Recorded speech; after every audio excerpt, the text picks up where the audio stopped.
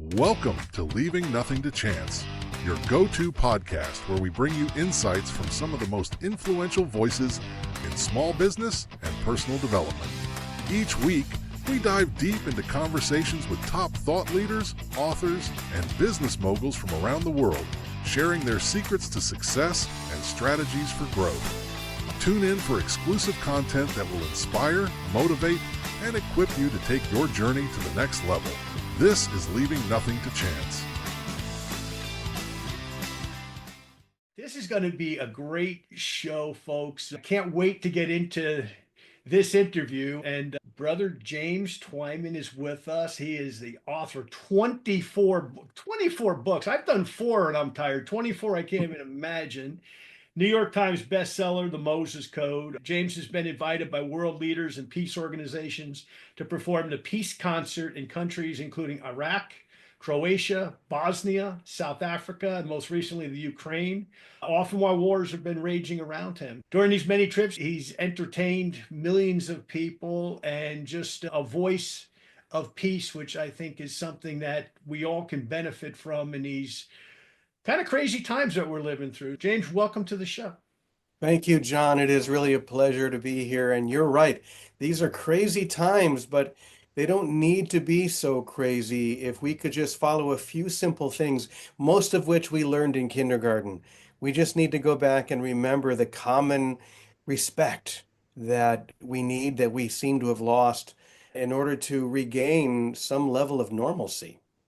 And now you're in ministry now. You're Episcopalian in the ministry with the Episcopalian Church, correct? Yes, I am an Episcopalian priest as well as being a brother in a Franciscan order within the Episcopal Church called the Community of Francis and Clare. Interesting. Where are you located? Right now, I'm in Portland, Oregon. Ah, I have a home here, but I also founded a spiritual community in a town called Ajijic, Mexico, oh, which is on Lake Chapala, the biggest lake in Mexico, near Guadalajara. And it's an interfaith, we call it a contemplative community, but we have people from not every, but many spiritual traditions. We have people from the Jewish tradition, Islam, Hindu, Buddhist, you name it. We have so many different people all coming together for the same purpose, which is to find a way to express and experience peace even in these divided times. it's interesting you say that. I am very familiar with that. I have good friends in Monterrey, Mexico, that work with me in my business, and they both vacation there and they have been to that retreat center. Oh, wow. Small That's world. wonderful. Yeah. Small With world. their church actually. So yeah, it's this small. And I've never been to the lake. I'm supposed to go every time I get down there. I'm supposed to go, and then I've always got to fly somewhere else. But I promise I'll get there. And now that I know you're associated with it, gives me all the more reason. And let's talk about your current book, which is called "I Don't Know, Maybe I Love You: How to Depolarize Your Family, Business, Country, and the World," which is a mouthful. I know in my own family, I have cousins not talking to cousins. I've got one sister that's very political, that's always mad about something. Even if you're on her side, she's still mad about something to the point where it's detrimental to her health. I've told her that several occasions. You're letting this destroy you. Like, why? You're not going to change it. And I see this in families, and I talk to people like you do all over the country. It's not just our country, by the way, it's the whole world at this point, but our country, we seem to be the leader in it. Where do we start? You've been known as the Peace Troubadour because you're a world leader in dealing in these war-torn countries, but how do we start the healing? I guess is the real question. Good question. You mentioned these crazy times we live in. It reminds me of Charles Dickens when he wrote, "It was the best of times and it was the worst of times." And both seem to be true. This is a time of great technological discoveries, and our lives are changing so much because of things like AI and many other things. But it's also the worst of times because we've never been so depolarized, we've never been so polarized in our lives. And I can relate to what you said about your family. I think we all can. We all have friends, family members who are addicted to being. This is what I think the real pandemic is all about, the addiction to being right. And we live in a world where everything in our lives is like an echo chamber. We only hear what we already believe. If we go online and search for something, whatever it is, it's going to give us 10 more things exactly like that. So it's very easy to think I must be right because everything I'm hearing is telling me that I'm right. And if you don't agree with me, you're wrong. And it used to be that we could have creative discussions about things that we don't agree with. We could agree to disagree. We could be kind. We could be patient with one another. But right now, that's a lost art. If I disagree with someone, there's a good chance that they're going to throw me out of their lives or worse. And that's why I wrote this book. In fact, if you don't mind, I'll tell you the story of how the title Please. happened. You mentioned the title. It's a very funny title. I don't know. Maybe I love you. I have a younger brother. He's 11 years younger than me, and we're very close, but he loves to compete with me in any way he can. He always has, whether it be on a basketball court or intellectually. And he's also probably better informed than I am. So we were talking on the phone. This was somewhere during COVID, and he was winning the argument. So I just said, Kenny, I don't know. Maybe I love you, man. And the argument just ended right there. He said to me later, he said, I hate when you do that. How can I keep the argument going when you say that? And it's true. As soon as I acknowledge that I don't necessarily know. I have my opinion, just like you have your opinion. He has his opinions about whatever it is. But I don't know for sure, and none of us do. So that statement alone, I don't know, creates an opening. Instead of, I know what needs to happen. I know what's wrong with the country or with the world, whatever it is. So I don't know opens up a space. And then I say, maybe there's something I can learn from you. Maybe there's some piece of information that you have that I don't that can help me see this more clearly. But most of all, to have that foundation of love, that we're here to care for one another, to love one another. So it started off with a conversation that I had with my brother, and here we are a number of years later. I finally decided to sit down and write this book. I'm glad you did because it's your timing is obviously very good. And yeah, we were talking about this off camera. We're seeing this in families, we're seeing this in friendships. We saw this last Thanksgiving. Family members that said going to be there, they voted for Trump or they voted for Kamala. I'm not going. Ridiculous. It's ridiculous. But having said that, it's where we are. And to your point, we've got all these great things happening with AI, with podcasts, with technology, with all these wonderful things that we can all benefit from. These are not just tools of the super rich, these are tools that normal guys like you and I get to utilize as well. And yet at the same time, we're still seeing a war in the Ukraine. We're still seeing a war in the Middle East, right? We're seeing wars in other parts of the world. And at the same time, we're seeing almost this civil war, but I would say a civil war of civility. Okay, fortunately, it hasn't come to a physical war amongst the American people based on whether you have a D after your name or an R after your name.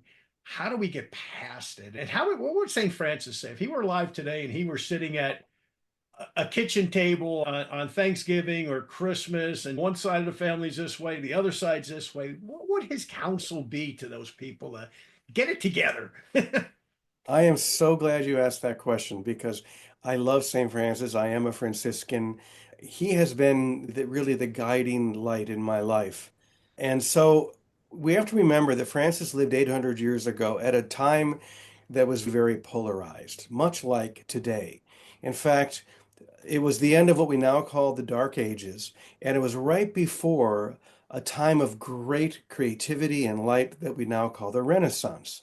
And Francis was a big part of inspiring that Renaissance. And I really believe that if we can maybe honor some of the things that he did or some of the things that he believed and follow them, maybe we could be on the cusp of a great renaissance as well. Francis lived at a time when there, as I said, was great polarity, kingdoms against kingdoms, Pope against Holy Roman Emperor. Wars were going on all over the place. In fact, usually what would happen is towns and cities would declare war upon each other. So Francis started three different orders when he was alive. The first order were the priests and the brothers. The second order came when Clare, St. Clare, she was of the highest nobility in Assisi, and she was so inspired by Francis trying to live the gospel in a real, authentic way that she slipped out of her home, and Francis founded the Second Order along with Clare. And then the Third Order were lay people like all of us, and people who had homes and families and jobs, and they wanted to have a way that they could live this authentically. Here's the thing. By the time Francis died, only 10, 15 years after he founded the Third Order, a quarter of Europe were members of that Third Order. A quarter. That's an amazing thing. And so what happened was at that time, if you were part of a principality or a particular city state, and that king or whatever it was wanted to raise an army to go to battle against some other kingdom, that system completely collapsed because there were so many third order Franciscans who took vows of nonviolence and that they would never carry weapons. They couldn't raise an army anymore. And so I really think that if there are enough of us who say, I want to be part of a movement of depolarization, I want to play my role in bringing people together, I believe that all of this polarization that we're experiencing will fall and all by itself. I'll give you one more example from the life of St. Francis. People are accustomed to the prayer of St. Francis, which many people know, make me an instrument of your peace. Where there is hatred, let me bring love. Very, one of the most famous prayers. Francis did not write that prayer. Hmm. Okay. Sometimes I feel like I'm telling people that there's no Santa Claus when I tell them that, but no, that was a prayer that was attributed to him at the beginning of the 20th century, but he did not write it. However, he did write a very famous prayer called the Canticle of the Creatures, where he is honoring and blessing all of the creatures of God. And this happened at a time in Assisi when the mayor of Assisi and the bishop of Assisi were locked in a huge dispute. It was very dangerous and very difficult. Francis wrote that prayer, and this was the very end of his life. He couldn't leave his bed. He couldn't see, he could hardly hear. And he wrote this prayer and he taught it to two or three of the brothers there. He taught them how to sing it. And he instructed them to go to bring the bishop and the mayor together, sing them this prayer, which they did.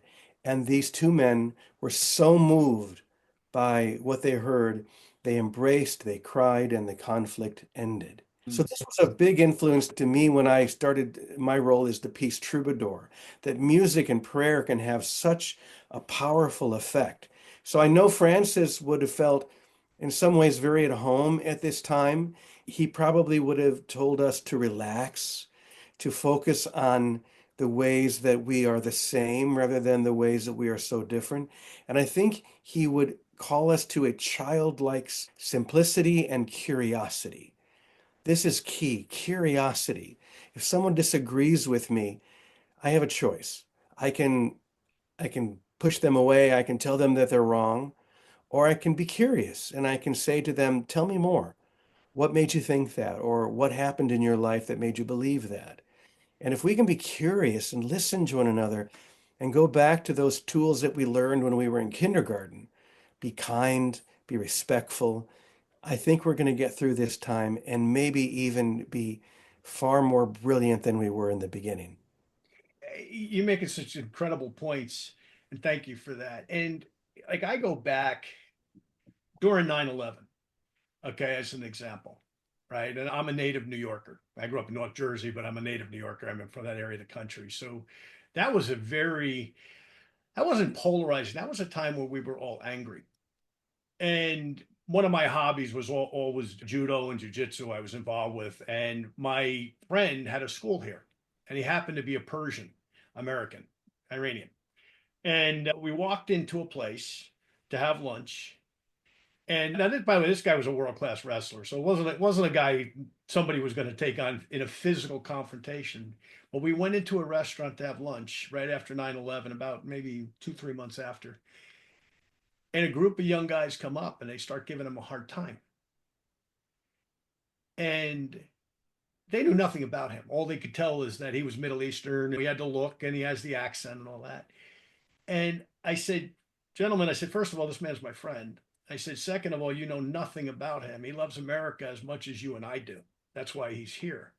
But at the end of the day, he loves Iran too. I said, but Iran didn't do this whole thing. I said, but and they were swearing and they were being very demonstrative. I won't bore our listeners with all the anger that was coming out of them, but all this anger was coming out of them. And to your point, I said, guys, tell me what you're angriest about. And all of a sudden, it was like the heat in the room just came down. Yeah. And by the end of it, okay, two of the three guys, one guy was a little belligerent, but two of the three guys went up hugging my friend who said, hey, I'm a man of peace. I love everybody. He said, my wife is American for that matter. But that didn't really matter to them at that point. But all of a sudden, it was like the heat came down. And I think of that moment when I was reading your notes last night, I was thinking, that's what we have to do right now. Just hit pause. Mm. And to your point, like talk to the other person and say, give me your point of view. And maybe even have a good point. I don't know. But let me at least hear you like a human being instead of going crazy. I was in California back in, I guess it was September. And my oldest daughter lives out there. And we went to the Reagan Museum up in whatever that town is. Very beautiful. And anyway, there's a great statue of Mikhail Gorbachev and Ronald Reagan sitting just as two guys talking. Now you think of the pressure that they had, the hundreds of millions of people's interests that they represented, not only in their own countries, but around the world, right? If things had gotten nuclear, certainly. And you think about the pressure those guys were under. And yet, because they sat down across from each other, looking at each other, probably thinking, this guy's got a suit and tie on. I got a suit and tie on. This guy's got shoes on. This guy combed his hair. Or Gorbachev didn't have any hair. Like they were probably looking at each other and going, outside the fact that we speak two different languages, let's find a common ground. And they did, and for the betterment of the world, at least for that period of time. So yeah, you think of all of those situations, but that leads me to a question, James.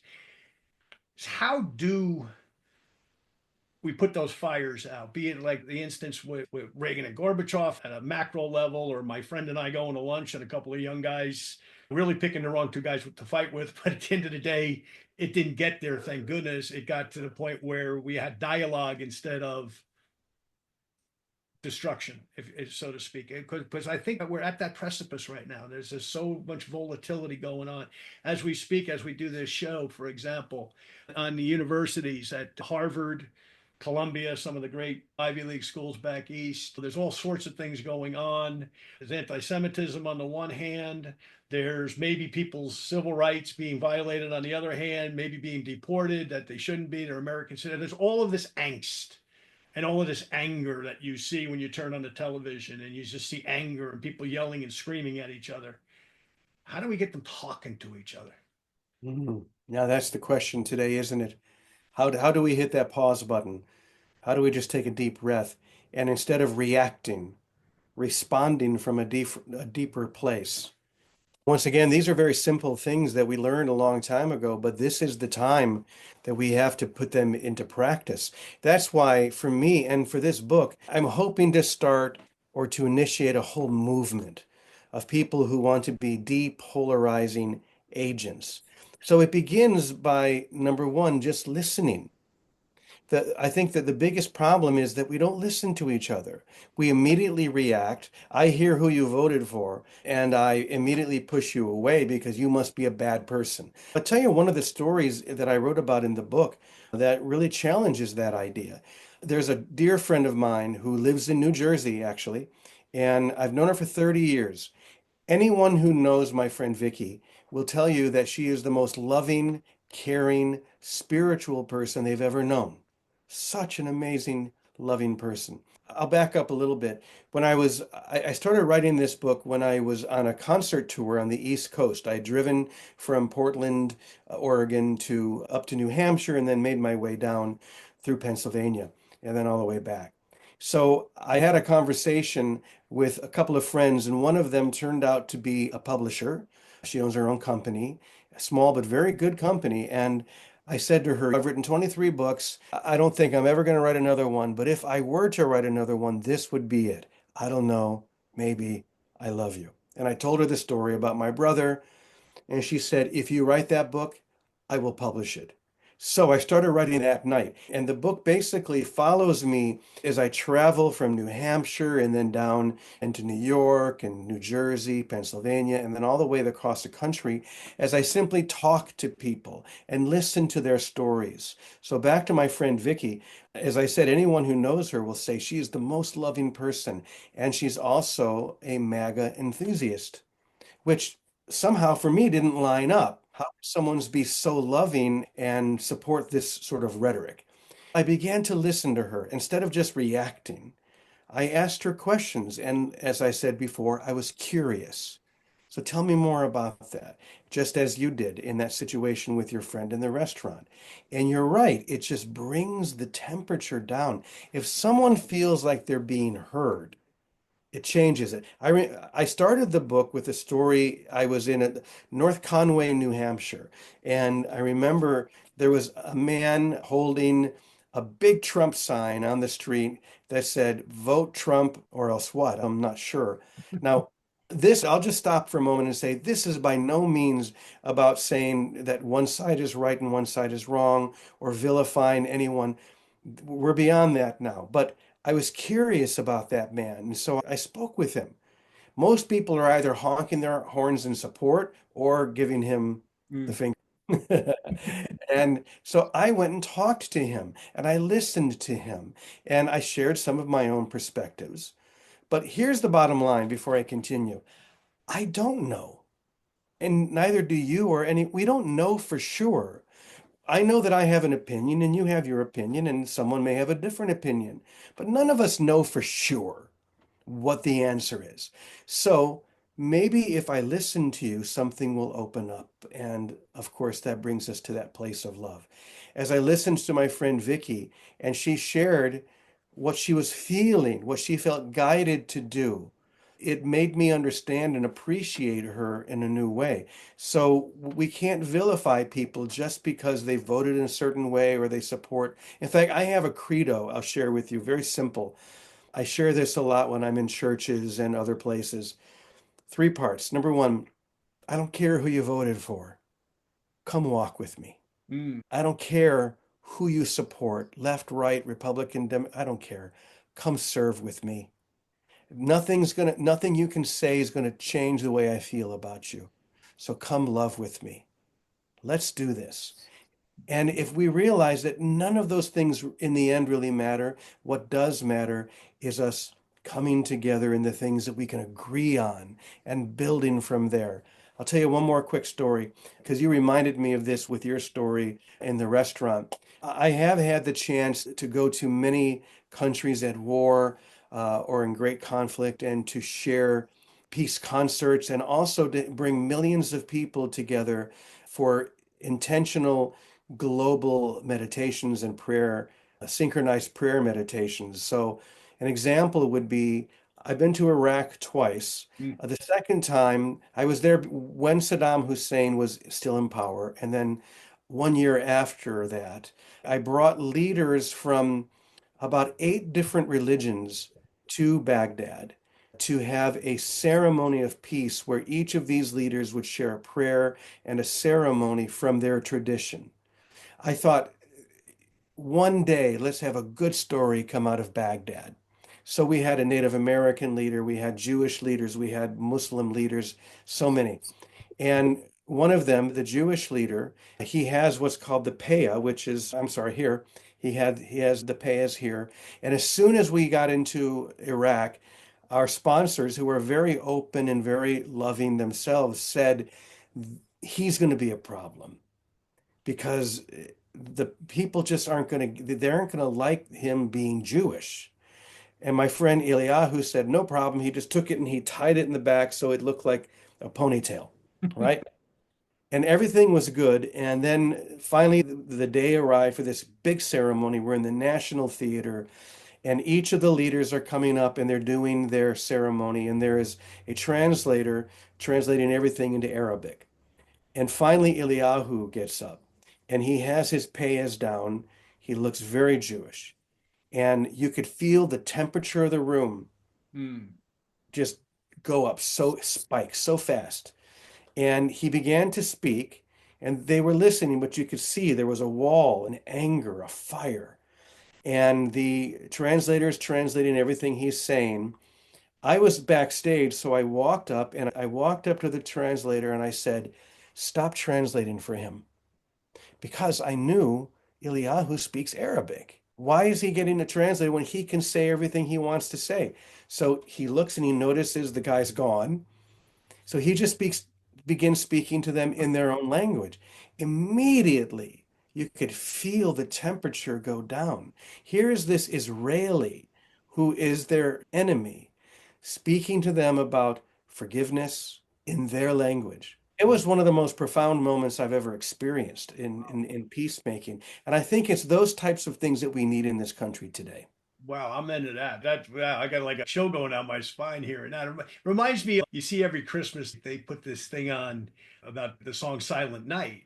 That World War One, there was an impasse between, I think it was between the British and the Germans, if I'm I not think so. mistaken.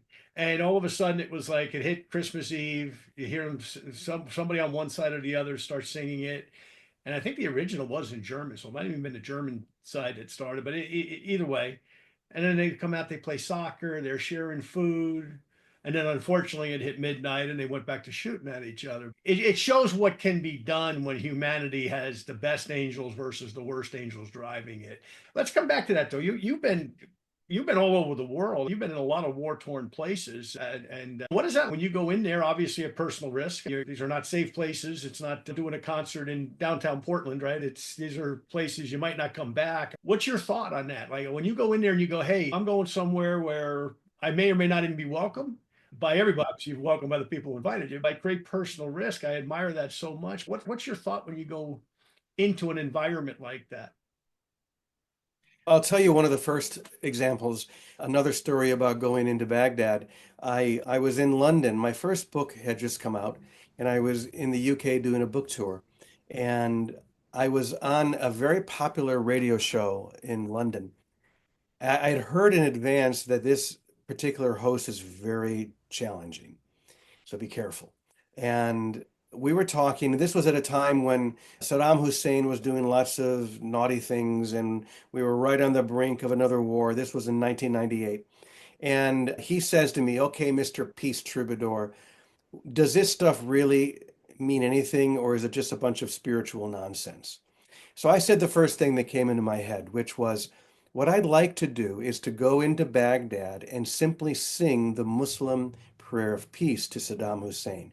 Maybe if we just pray together, a miracle will happen. What I didn't know was that the Iraqi ambassador to Great Britain was listening to that program. And immediately he got my number, called me, and said, "Did you mean that? Because I can arrange for you to go. I can get special permission and you can do this." I said, "Yes, I meant it." Next thing I know, I was on an airplane and I had to fly to Amman, Jordan, because there was a no-fly zone in Iraq. I had to then take a taxi drive 12 hours through the desert to get to Baghdad. The first thing I see upon stepping onto Iraqi soil, I get out of this taxi. They're putting me up at this beautiful hotel called the El Rashid Hotel. And I step out and I'm getting ready to walk through the door and I notice this huge mosaic on the ground. And I look and there's a face in the middle and I think that looks a lot like George Bush Sr., who was the previous president, of course, the president when we had the first Gulf War. And at the bottom of that, in the mosaic, it says, "Bush is a criminal." Immediately I thought, wow, what have I gotten myself into? But I felt so much grace in every interaction, everyone that I met and talked to. I did this concert where I shared these peace prayers. After the concert was over, they had a huge party for me. And all we did was sit around and eat and sing Simon and Garfunkel songs. So to answer your question, in almost every situation, every time I've gone into a war zone or into an area of conflict, I meet people like me who are longing for peace, wanting to do what they can. And somehow we attract the people who are resonating with us. So I've never felt in danger. In Hmm. any of these situations, I've always felt supported by people who are longing for peace just as much as I am. That's something too, sometimes as Americans that we're guilty of. When during a war, we forget the Muslim mother loves her kids too, right? The whoever the other side is during World War II, the German mom loved her kids too. There's a great Sting song about this. I don't know if you've heard it. I think it's called I Hope the Russians Love Their Children Too. And it's exactly that. Okay, I'll Google that. This thing's great, man. Along those lines, you've been in some places that the average person would never think of going in, would never want to go in, frankly, and you go there for peaceful purposes. So, what does your family think? Like, how's your relationship with Kenny now? What does he think when you call him up and you go, "Okay, I'm off to Baghdad," or "I'm off to wherever"? What's his reaction? Kenny's reaction, I have four siblings. They all think I'm crazy.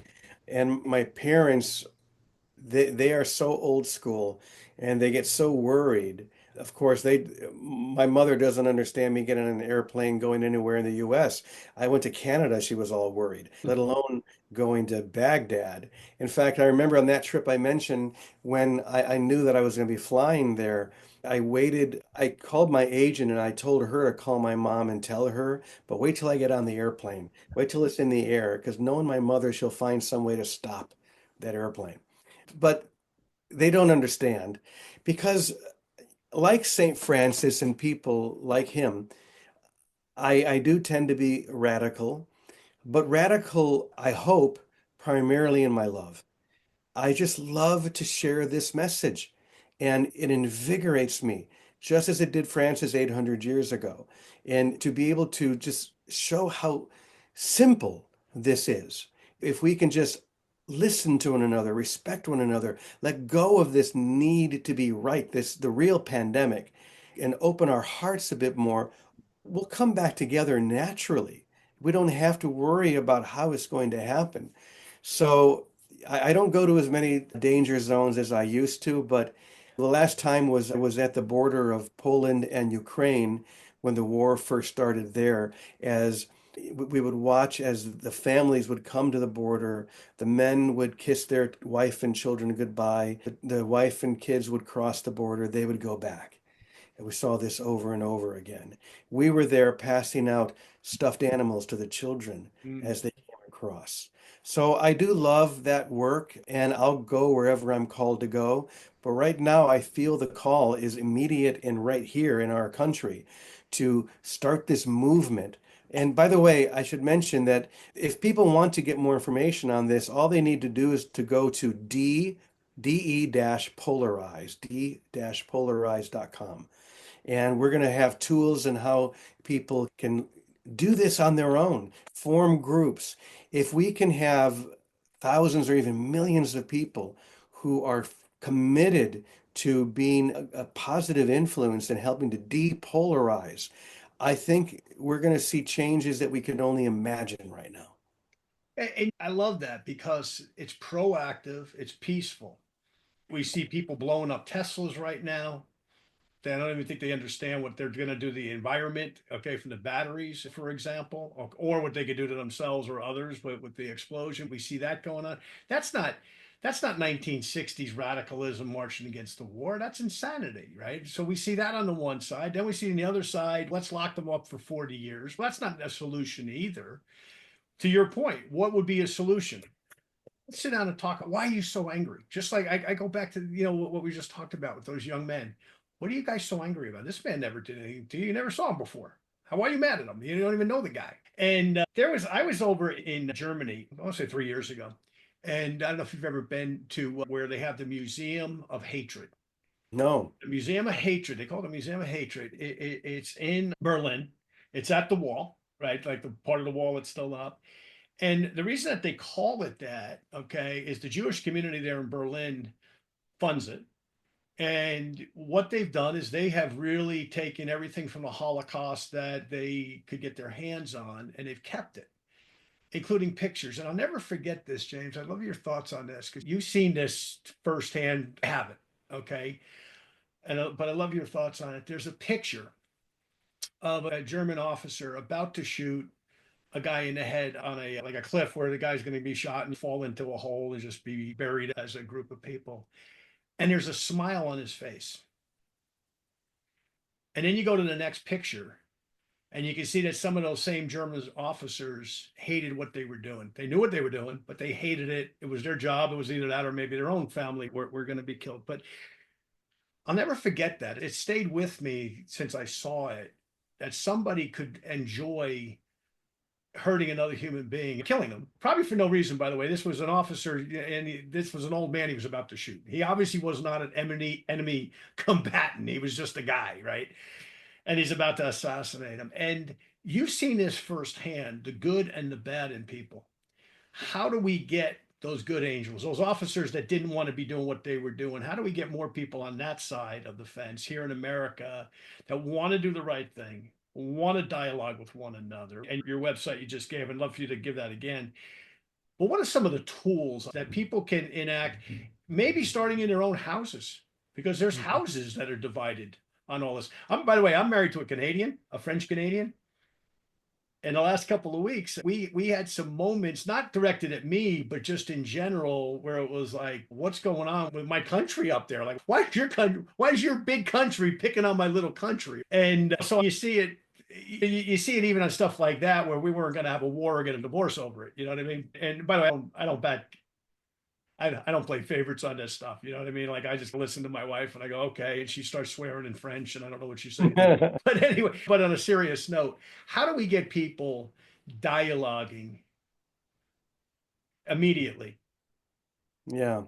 When we start pushing Canada around, that's when you have a problem. Yeah.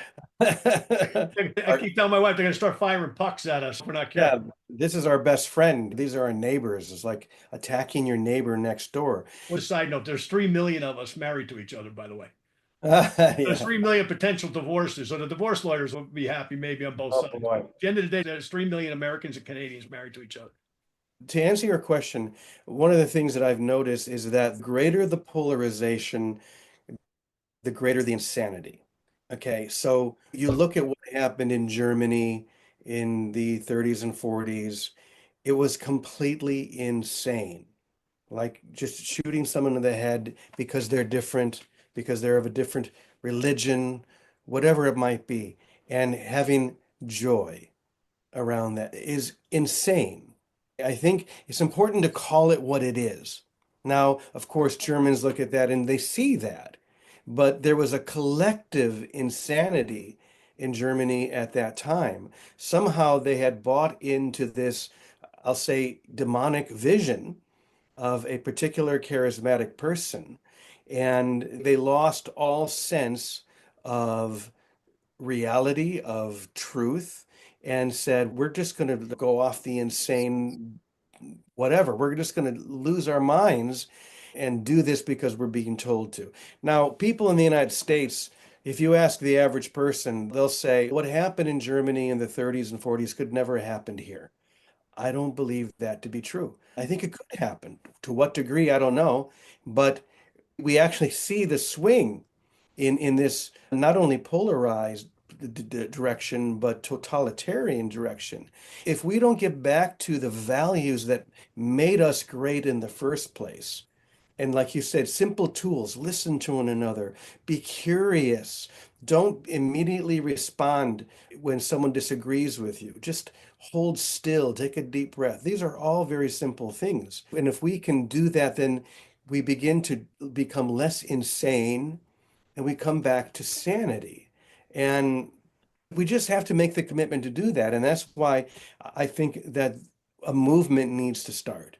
A movement with people who say, no, I'm going to be a depolarizing agent. I'm going to learn these tools. I'm going to put this into practice in my family, at the dinner table, with my cousins, with whoever it is. I'm going to begin to practice this. And if we can, let's just try. Let's give it a shot and see what happens.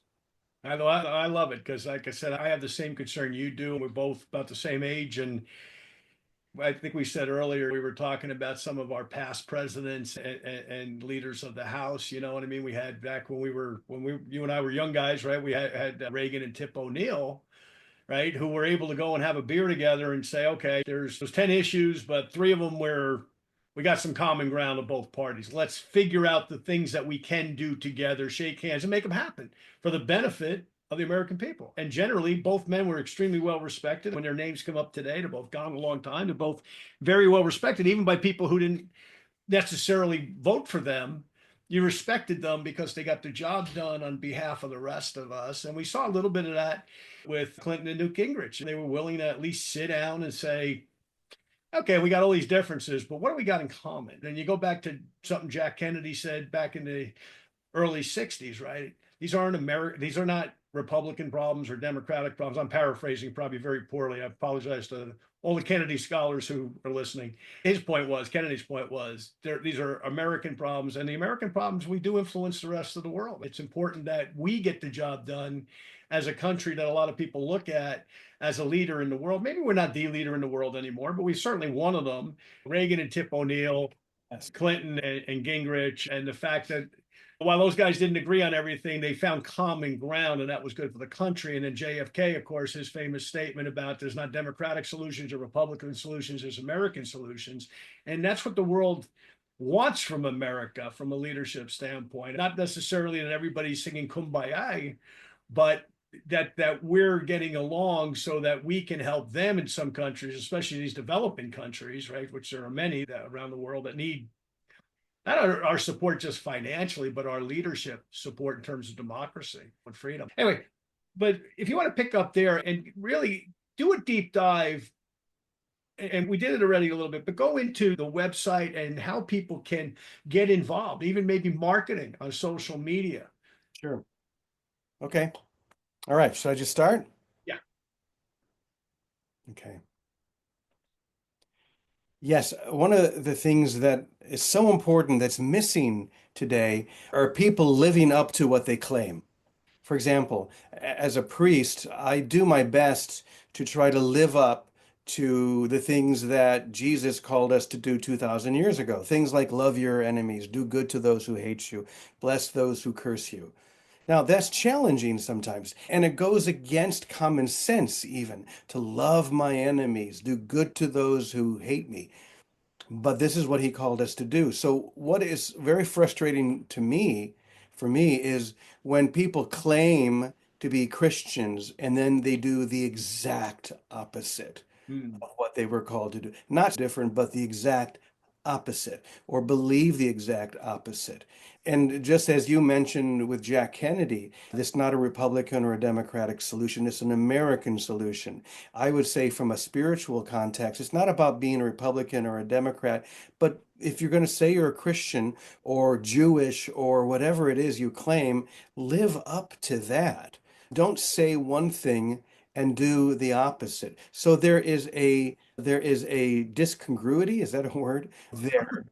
Yeah. There's something that doesn't align when I claim something but do the opposite. I have to have integrity with myself. So what do I really want? I think we can all agree that we want peace. We want to have some sense of harmony with one another. We say that we want everybody to agree with us, but that's never going to happen. So let's let that go. How can we disagree, but do so with respect, just as you were mentioning with people like Reagan and Tip O'Neill? How can we care for one another even when we have different opinions? So this is why I really believe that a movement is so required. Maybe it starts with the book, I don't know, maybe I love you, but also to go to the website, which is www.de-polarize, so d-polarize, de-polarize.com. And we're going to have tools, and we're going to have classes that you can take for free and groups that you can join so you can just learn these tools, which are very simple, as we've been saying throughout this whole interview, things that we learned in kindergarten, but we have to apply them now. And this may be the most important time to apply them because we're getting pretty close to the edge of that cliff. And if we keep pulling that rubber band too tight, it's going to snap. And we would like to pull back from that. So join the movement, be with us, and play your role in depolarizing this country and the world. Great. Tell us about worldpeacepulse.com. Worldpeacepulse.com is my personal website. You can get information there on other books and other things that I've been doing, classes and different things. I have to go back there and fix that one up a little. I haven't given it much attention for a while because I've been so focused on getting this book out. But yeah, that is my direct website. But both will get you to me. Now, so let me ask you a couple of other questions here. Let's talk about your spiritual walk here. So, born Catholic, were you a religious guy growing up, or just I was very religious, yeah, maybe too religious. That's okay because it gave me a foundation. And I felt from a very early time that I was meant to be a priest and that I was meant to follow St. Francis. I always loved Francis. So I did join the Franciscans right out of high school. But then I left after a couple of years and did a lot of other things. The Catholic Church, it got to the point where there were many things that did resonate with me, but its position on many very important subjects in my mind did not align. But I found that the Episcopal Church or the Anglican Church did. So I ultimately became an ordained priest within the Episcopal tradition, as well as joining a Franciscan community within the Episcopal tradition. So it brings together some of the real core elements like the Mass, the Eucharist, things like that that I love, but without the BS that I'll tell you one thing, a friend of mine who's no longer with us, but he said something once that I love to repeat because it's so funny. He was someone who was very Catholic. He was also a Franciscan, but then he started getting into more metaphysical topics, but he would still go to Mass. People would say, how can you do both? How can you be into metaphysics and still go to the Catholic Church? And he would say in his very thick Boston accent, I know, speaking of the church, she's a whore, but she's my mother. I feel that way. growing up on the East Coast, I can hear that. It was funny, separate topic, but we're having some fun anyway. We're talking about some serious stuff, but I went to Seton Hall. So Hmm. I was a Presbyterian kid with a Southern Baptist mother. Okay, if you can imagine that. Southern Baptist, wasn't Southern Baptist born, Southern Baptist raised in New Jersey. And so I wind up going to Seton Hall, which is, after Notre Dame, about the second most Catholic college in America as far as population. And of course, when I'm at the hall, I run into a guy one day who says to me, "Your last name is the same as the Archbishop of Buffalo." I said, "That's just a coincidence." Then I find out through my father that his cousins were all Catholic. Now, we don't know this at the time, right? So I've got Catholic cousins that I don't know, not for any reason. They didn't dislike each other. They just, I don't know, families never got together for anything in those days. And then I wind up on Facebook meeting the niece of that particular guy who was the Archbishop of Buffalo at one time. And then I do a lot of business in Toronto, Canada, and there was a funeral home called the Solleder Funeral Home, and I wind up meeting the people who owned it, who had sold it at the time, but they had owned it at one time, and they were related to him. So we got all this hodgepodge, but there's actually a question in there. Okay, this is my Seton Hall priests, if any of them are still alive, are going to turn over in their graves if they're gone. But Saint Francis is a Catholic priest, is he not? But you're in the Franciscan order, and I apologize for my ignorance on this subject, but then the Episcopalian, you have a Franciscan brotherhood. What's the relationship with the Catholic Brotherhood of Franciscans? Good question. Obviously, Francis was a Catholic because that was the only option at that time. So the Franciscan order has always been a Catholic order. But then when King Henry VIII split from Rome and started the Church of England, the Anglican Church, at first he dissolved all of the religious orders there, destroyed the monasteries, which was a terrible thing. But in the 1800s, the Episcopal Church, a lot of people don't realize, is just the American version of the Church of England. It's just called different, right? And so in the 1800s, they began to bring back some of these religious orders and revive those traditions. One of them was the Franciscan tradition. And so there are several Episcopal or Anglican communities that are Franciscan based, or some that are Benedictine based, and many others. But most Episcopalians don't even know that. So they are as surprised as you are, say, when I walk into my church, which, by the way, is St. Francis of Assisi Church Okay. outside of Portland, and I walk in looking like St. Francis. They're in the beginning a little surprised because they didn't know. But yeah, it's a beautiful thing. And I'm so grateful because I always felt called to be a Franciscan. I've written many books about St. Francis. I travel to Assisi every year. I bring groups. So to be able to do this in a way that works for me, in a tradition that is much more open and allowing, say, for example, women priests, married priests, things like that, more than the Catholic Church, but to still have this Franciscan tradition is really wonderful. Right. Every time I think of St. Francis, there's a monastery in Mahwah, New Jersey, that I went to as a kid. Ironically, I was up there for a wedding last year. I stayed down the street from it. I took my wife there. We walked around. Beautiful grounds, by the way. I don't know if you've ever been up that way, but St. Francis also was like a lover of nature, if I'm not correct on that. And you always see Right. him like feeding the squirrels and the birds and the animals coming to him. He's become the patron saint, if you will, of vegetarians and vegans as well. But what was his relationship with nature? He's just a guy that loved nature, or what was his relationship with it? Francis is the patron saint of nature. And the reason is there are many stories about Francis preaching to the birds or taming a wolf in Gubbio. Many stories, some of them are legendary, some of them are probably true. And the reason is because he had such a deep sense of peace within himself that nature or animals and birds were drawn to him.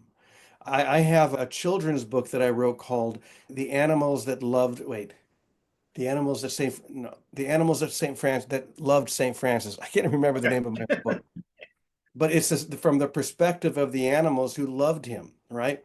And yes, so most people, all they know is what I call the bird bath St. Francis. But the truth is, Francis was a revolutionary figure. He did things like during the Crusades, he traveled to Egypt so that he could meet with the Sultan Al-Kamil of Egypt, who was in charge of the entire Islamic world.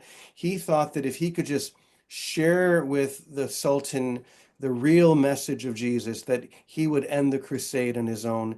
Everyone thought they would kill him, but the Sultan himself was so moved by this man's simplicity and love that he not only let him in to the fortress where he was, where the crusades were actually taking place, but let him stay there for 2 weeks where they learned together and Francis brought some of the traditions of Islam, secretly, of course, back to the church and vice versa. It goes to show that what's possible, even in these polarized time, with people like all of us who say, I am going to be a depolarizing force, like St. Francis was, and like King and Gandhi and many others. I can do this by simply making a choice that I want to live in a world where people can disagree without being disagreeable, where Mm. people can love one another regardless of whether they're right or wrong or agree or don't agree.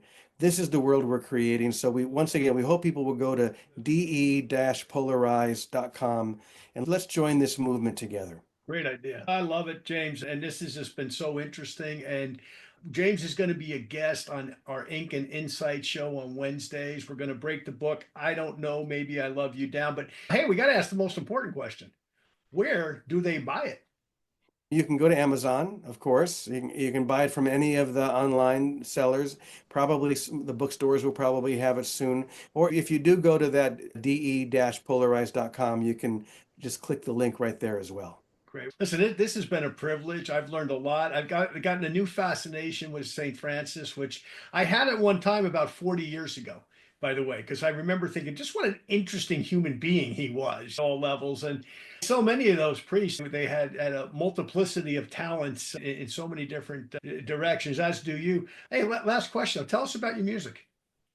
I think I'm a musician first. I've always been a musician, but in 1994, a friend gave me a sheet of paper that had the peace prayers from the 12 major religions. Now, back to St. Francis, these were prayers that had been prayed in Assisi in 1987 when Pope John Paul II called all the leaders of the 12 major religions of the world together to simply share the peace prayer from their tradition. For example, the Dalai Lama was there and shared the Buddhist prayer and all the different religions and their leaders. And as I read each one of them on this sheet of paper, I heard music and just I picked up my guitar and began to play along. And within 1 hour, I'd put all 12 of the prayers to music. That's when I knew that I was, from that moment on, the Peace Troubadour. And I started traveling to countries at war, Bosnia, Croatia being the first, and then many more, because I just wanted to share the music and the prayers. Something magical happens when we pray and when we sing. St. Augustine once said, when we sing, we pray twice. Mm. I've always loved that. There's something magical about chanting and singing. So for me, this is my greatest love, is to be able to share this music. I do enjoy writing books and sharing on radio programs or podcasts, whatever it may be. And I do hope people will get the I Don't Know, Maybe I Love You book, because this is the first step into becoming depolarizing agents. And maybe we'll be singing a new song before we know it. Let's hope so, because the one we're singing right now is just Pretty sucky. yeah, it's causing a lot of stress. And look, there's a lot to be stressful about in life, but how somebody voted is not one of them, and certainly not to be at odds with family or friends and destroying relationships over. It's just if you step back from it, like if Jesus walked into a room and heard that, he'd be like, "What are you guys kidding? Really? These are just men that you're voting for. You do realize that." But yeah, unfortunately, people take it way too over the top. But James, this has been a privilege, and I really look forward to the further interviews on Ink and Insight, because what you're doing is beyond important, frankly. And I will go to that site, I promise you, depolarize and do everything that I can, because I live between family members right now that, frankly, I get concerned with, honestly, about how stressed out they get about this stuff. I know. More so than anything else. Thank you again. It's a pleasure. Thank you so much, John. Thank you. Thank you for tuning in. Be sure to check back weekly for more exciting episodes. And don't miss Ink and Insight every Wednesday, where we celebrate iconic authors and dive into their impactful works.